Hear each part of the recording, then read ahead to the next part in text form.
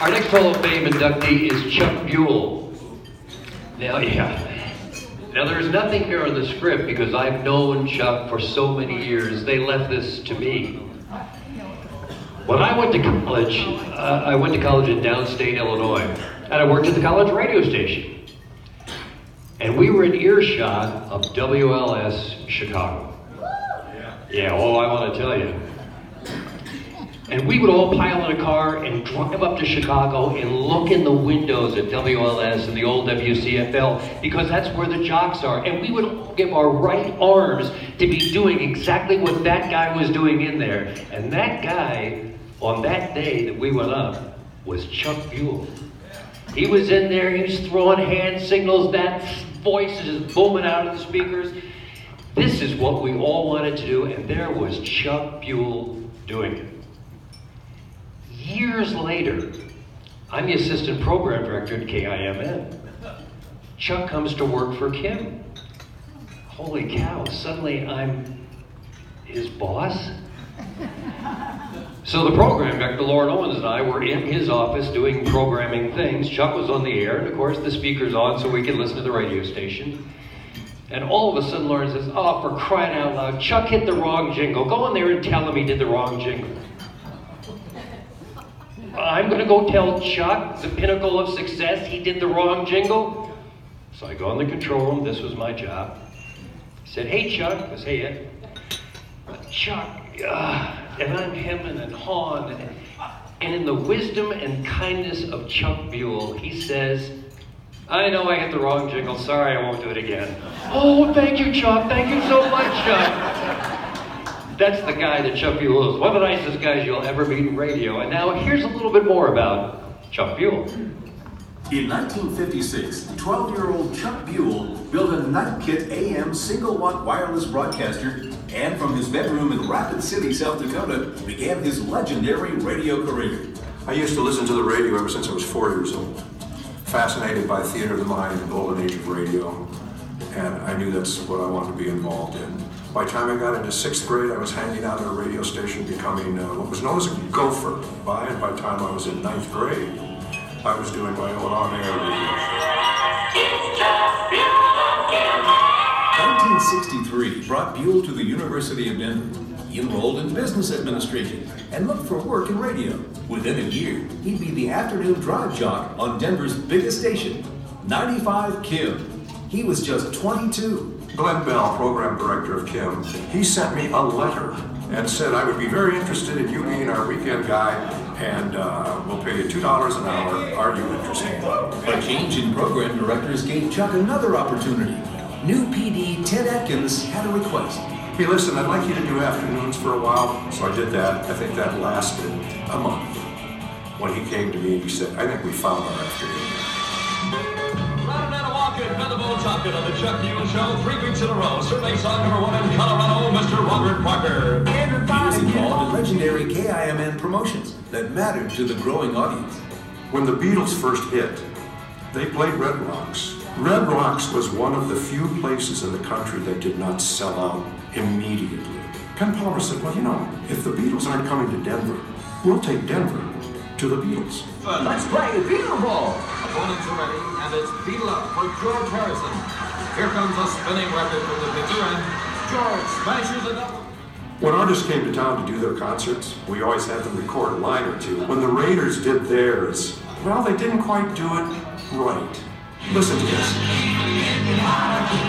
The boys here are news recording first on the station that's first, and it is this. You better get straight. This is it. And I was there for about 4 years. ABC called and said, we'd like you to come and do nights at our flagship, O&O WLS. Big old lang syne together, New Year's Eve at the Big 89 WLS. He did nights for a few years, then afternoons, and became WLS music director. He helped break a number of hit records by then unknown artists. The record promotion guy, representing Rod Stewart, who had just left Faces, and he wanted to be a solo artist. They brought in a song called A Reason to Believe. Well, what I did in those days after the guys left is I'd always flip a record over just for fun, see what's on the other side. I flipped his song over, And there was a song on that site that just knocked me out. And it's a song about an older woman in a relationship with a younger man, and her name is Maggie May. I put the record on.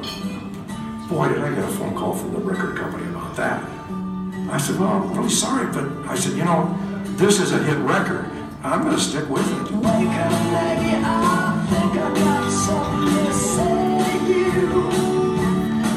It became Rod Stewart's first big hit, a million seller, and it goes without saying it's his signature song today. In 1978, he had another opportunity.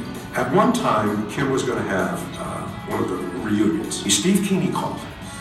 Steve Keeney said to me, hey Chuck, how would you like to come back to Denver? I said, absolutely. And why he was surprised with my answer so quickly was he was calling me to ask me if I'd like to come back to Denver to work for Kim.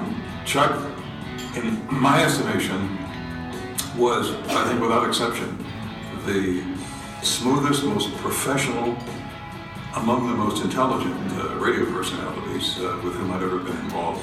Chuck was a consummate afternoon guy, but for our purposes, we took a little bit different tack. Afternoons like a morning show.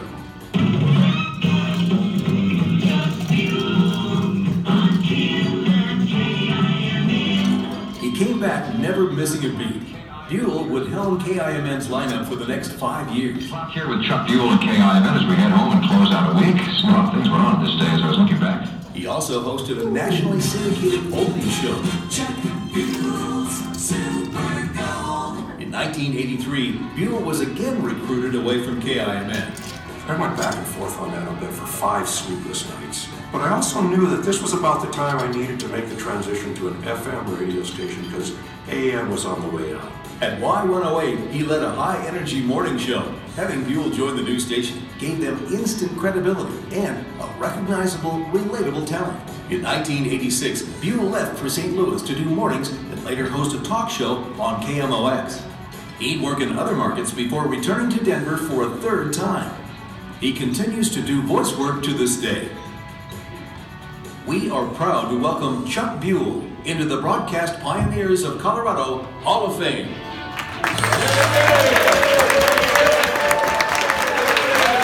Ladies and gentlemen, please welcome Chuck Buell.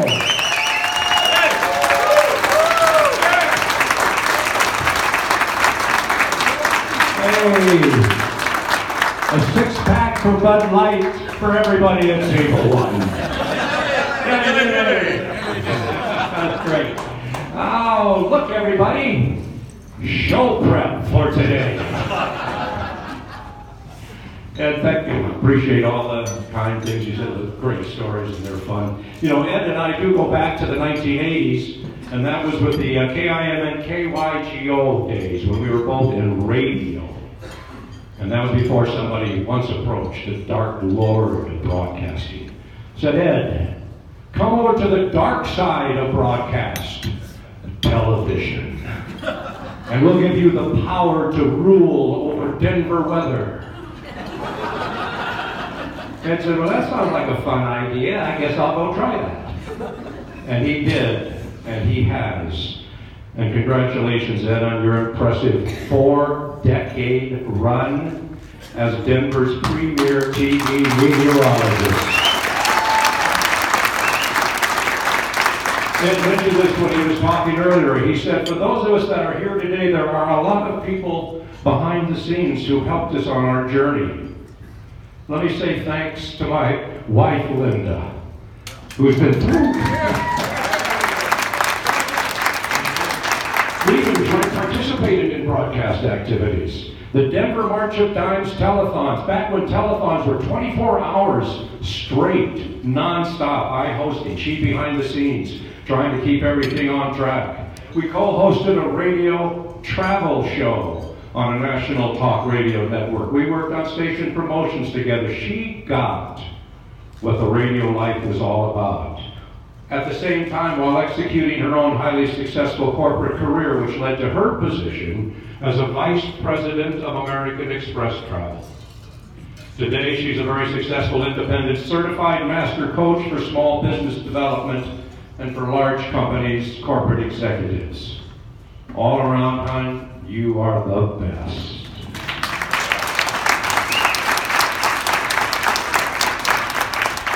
You may not know this, but it actually takes a lot of work getting ready for a day like today for people like us that are doing this. I spent hours, days going through old photos, great videos, writing a compelling bio and an appropriate timeline so that Eric and Phil Steinmetz could put together that great video that we just saw. And in the middle of that craziness, my older son called one day and he said, "Hey Dad, how's it going?" I said, "Well, I didn't realize there was so much work to put together on this. I don't know how many Hall of Fames I could take." He said, "Oh, don't worry, Dad. Maybe the other ones won't think you're that good." Well, we'll just have to wait and see, because I'm proud to say recently I've just been nominated for the South Dakota Radio Hall of Fame. Thank you to my younger son, Chance, photographer and videographer extraordinaire, who has allowed me to be his narrator on so many of his business videos for his clients, put together so many videos and photo montages of me in my professional environment. Today he has a highly viewed YouTube channel called About Colorado, with all kinds of videos about things that have gone on around and are going on in Colorado and Denver. He is probably one of the most creative people I know. Thank you, sir. Now, a very special thanks to my radio friend and pal, Murphy Houston, who said to me when we were at lunch one day, "You know, Chuck, you ought to be in the Broadcast Hall of Fame." Flattered I am, I said. He said, "Oh, I will nominate you and do whatever I can to get all the materials together to help complete the process." Well, he did, I did, and here I am today. And without you, Murph, I may not be standing here today. Thank you for your incredible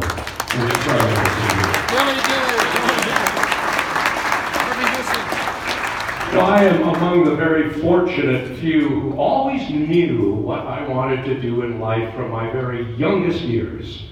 I wanted to be in radio. I was born during afternoon drive time. I've been told that on that afternoon I looked around at the doctor and the nurses and attendants, and I said to them, "Hello everybody, it's nice to be with you today." They just rolled their eyes and said, "Well, he does have a low voice for a baby." Later on, as I grew, my mother, like many of yours, had great advice for me. One of the biggest was, she said to me, "Don't talk to strangers and people you don't know." So what did I do? Spent an entire radio career going into a studio every afternoon talking to strangers and people I didn't know. At that same time, when I do something stupid, as young boys are wont to do, my dad would just look at me and he'd go, "Are you crazy?" I don't know. All I know is I spent my entire career walking down a hall, going into a room, closed the door, and amongst the padded walls, sat down and for hours talked to people who weren't there. A lot of that continued in Denver. This is the home of all the places I've been, of my true radio foundation and broadcast love. And I worked with some of the greats. In my first years here, some then future broadcast pioneers of Colorado Hall of Famers, the legendary KIMN General Manager, Ken Palmer. The remarkable Kim Air personality, Hal Baby Moore. The inventive KIMN News Director, Don Martin. And former Coloradoan, and by the way, Arizona Hall of Famer, the very precise Todd Wallace. During my second stint here, I had the opportunity to work with yet another Hall of Famer, the legendary General Manager of Kim, Steve Keeney. And it is those five and I who I think make up the biggest representation from one singular radio station to have a presence in this great Radio Hall of Fame. Even our station, KIMN, has been inducted into the Colorado Music Hall of Fame. We were truly a championship team. And working with those people, among some of my greatest memories and experiences and learning experiences was working the catastrophic 1965 Denver flood that tore this city apart and changed its history forever. They took me out of the comfort of my studio and my little flat friends and my stacks of wax, my records, and I went out and watched the raging river cut through the city and then filed reports. On the other hand, there was also that infamous post-Sonny and Cher concert radio party, which we did out at the Denver answer to the Whiskey A Go-Go, where somehow, some way, Cher and I were coerced into climbing one of those dangling rope ladders that went up to the glass cages where the go-go dancers used to dance, and they said, "You two go up there and dance with me." Yeah, you're right, we did, to the amazement of all. The amazement being that what I did up there with Cher was rather amazing that I would call that dancing. She felt the same because she has not spoken to me since. Sitting first row ringside at a major circus with a group of visually impaired and blind children. They with special headphones, I with my special microphone, describing all the action that was going on, and oh my gosh, 3 rings. And what was going on up there on the trapeze near the big top. These were kids who could hear and smell the performance but could not see it. And to see their faces when they could actually visualize it was one of the most rewarding things I have ever done. During the pre-internet days, answering requests to send tapes of my weekly Kim Hit Parade Countdown show to our U.S. Armed Forces personnel from Denver, those based in Vietnam, on naval ships at sea, and Air Force bases in foreign countries. And they wanted everything. They said, "Don't touch it. We want to hear the music. We want to hear all the news, the commercials. We want to hear weather forecasts, time and temperature checks, public service announcements, my comments, even Denver traffic reports, so that every now and again, when they were there, they could play, hear, and have a taste of home." Among all those things, I think today is going to become one of my most cherished radio memories. So a huge thank you to the BPC Selection Committee for inviting me to join a remarkable group of fellow Colorado broadcasters in the Broadcast Pioneers of Colorado's Hall of Fame. So I will say to all of you gathered here today what I said on the day I was born. Hey, nice to see you. Thanks for being here with us today.